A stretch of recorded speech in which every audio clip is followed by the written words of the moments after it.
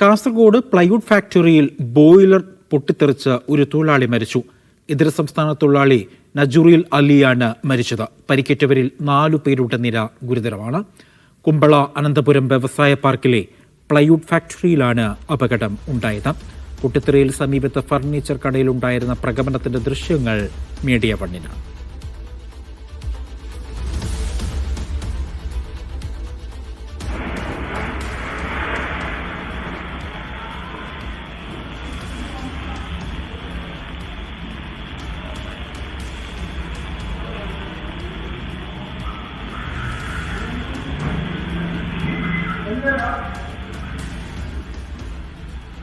ഈ പൊട്ടിത്തെറിയിൽ തന്നെ ആവാനാണ് സാധ്യത. അത് കൃത്യമായിട്ട് പരിശോധിച്ചാലേ മനസ്സിലാവും. അത് നാളെ അതിൻ്റെ പരിശോധന തുടരും. ബാക്കി കാര്യങ്ങൾ ഇത് അമിതമായ ചൂട് കൊണ്ട് ബോയിലർ പൊട്ടിത്തെറിച്ചെന്ന് മനസ്സിലാക്കും. നമുക്കൊരു 6:47 കോൾ വരുന്നത് കാസർഗോഡ് ഫയർ സ്റ്റേഷനിലേക്ക്.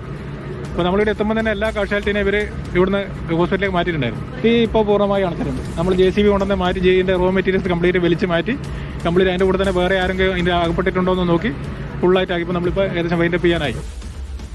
ഷഫീഖ് നസറുള്ളയുണ്ട് വിവരങ്ങൾ നൽകാനായി. ഷഫീഖ്, കാസർഗോഡിനെ നടുക്കിയ ഒരു ദുരന്തമായിരുന്നു. ഇപ്പോൾ നിരവധി പേർക്ക് പരിക്കേറ്റു. ഒരു അതിഥി തൊഴിലാളി അപകടത്തിൽ മരിച്ചു എന്നുള്ള വാർത്തകളാണ് അവിടെ നിന്ന് പുതിയതായി വരുന്നത്. ഈ പരിക്കേറ്റവരുടെ നില ഇപ്പോൾ എങ്ങനെയുണ്ട്? മറ്റ് വിശദാംശങ്ങൾ.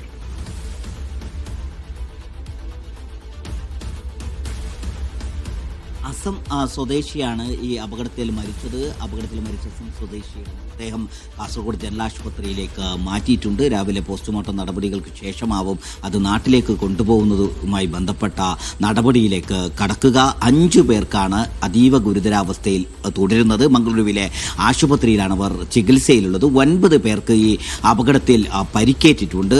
രാത്രിയോടുകൂടിയാണ് ഇത്തരം നാടിനെ നടുക്കുന്ന വലിയ ഒരു അപകടമുണ്ടായത്. കുമ്പള അനന്തപുരം വ്യവസായ പാർക്കിലുള്ള പ്ലൈവുഡ് ഫാക്ടറിയിലാണ് ബോയിലർ പൊട്ടിത്തെറിച്ചുകൊണ്ടുള്ള ഒരു അപകടമുണ്ടായത്. ഈ ബോയിലർ പൊട്ടിത്തെറിക്കുന്ന വലിയ ശബ്ദവും അതോടൊപ്പം തന്നെ അത് സമീപ പ്രദേശങ്ങളിലൊക്കെ വലിയ പ്രകമ്പനവും ഉണ്ടായി. അപ്പോൾ ആ പ്രദേശത്തുള്ള ആളുകൾ ഒരു ഭൂചലനമാണോ എന്നതടക്കമുള്ള സംശയം പ്രകടിപ്പിച്ചു. പിന്നീടാണ് തൊട്ടടുത്തുള്ള പ്ലൈവുഡ് ഫാക്ടറിയിൽ ഉണ്ടായിരുന്ന ബോയിലർ പൊട്ടിത്തെറിച്ചതാണ് എന്ന് മനസ്സിലായത്.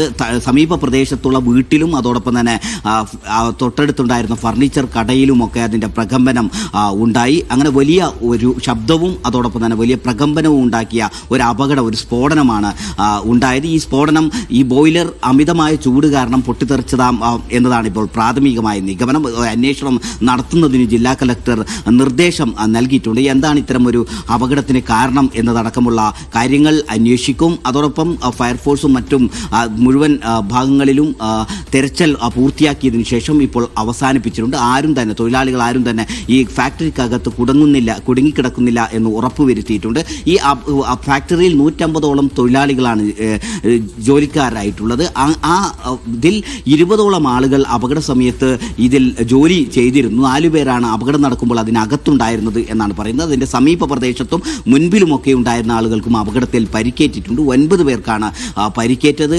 ഒരാൾ അസം സ്വദേശി ഈ അപകടത്തിൽ മരിച്ച അസം സ്വദേശിയുടെ മൃതദേഹം കാസർഗോഡ് ജനറൽ ആശുപത്രിയിലേക്ക് മാറ്റിയിട്ടുണ്ട്. ഈ 9 പേരിൽ 5 പേരുടെ നില അതീവ ഗുരുതരമായി തുടരുന്നു.